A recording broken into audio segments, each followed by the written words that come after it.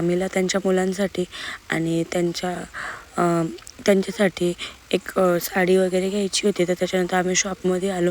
तिथं पण असं 26 जानेवारीसाठी छोट्या मुलींचं कलेक्शन खूप छान होतं. तर लग्नामध्ये वेअर करण्यासाठी मामाच्या मुलांना कुर्ता वगैरे घ्यायचा होता. मामाला पण कुर्ता घ्यायचा होता. तर ते त्यांचं कलेक्शन बघत होते. हा आहे माझा मामा. तर तर मामानी पण स्वतःसाठी आम्ही त्याला फोर्स केला की घे कुर्ता. तो घेतच नव्हता. पण यावेळेस आम्ही त्याला फोर्स करून मामीने त्याला घेऊनच दिला कुर्ता. त्याचा पण खूप छान आहे. थांबा मी तुम्हाला दाखवते. तर हा जो दिसतोय फर्स्ट ऑरेंज कलरचा तो एक घेतला आणि ब्ल्यू कलरचा पण छान होता. पण मी त्याला हा घ्यायला सांगितला. बाकीचं पण कलेक्शन बघितलं. त्याच्यानंतर मामाचं फायनल केल्यानंतर मग मामाच्या मुलांना पण कुर्ता घ्यायचा होता.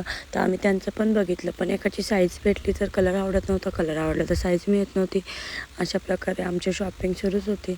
आणि त्याच्यानंतर मग हा एक छोट्या मुलीचा एक ड्रेस होता, मला खूप आवडला. तर पण घेऊ शकत नव्हते कारण की मी कोणासाठी घेणार. मुलगी अशी एवढी छोटी आमच्या घरात कोणीच नाही आहे. तर हा एक कुर्ता फायनल केला आणि बाकीचं सगळं बिल वगैरे केलं. त्याच्यानंतर आम्ही बाहेर आलो. त्याच्यानंतर गोल्डच्या शॉपमध्ये गेलो होतो. मामीला थोडंसं ज्वेलरी खरेदी करायची होती. आणि त्याच्यानंतर तिथे हा एक स्टोन होता. तर तो प्रॉस्पेरिटीसाठी आणि असंच त्यांनी शॉपमध्ये ठेवला होता. मला खूप आवडला.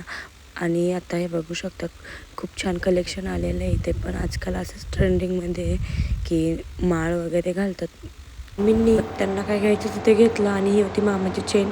बघू शकता किती छान आहे चेन.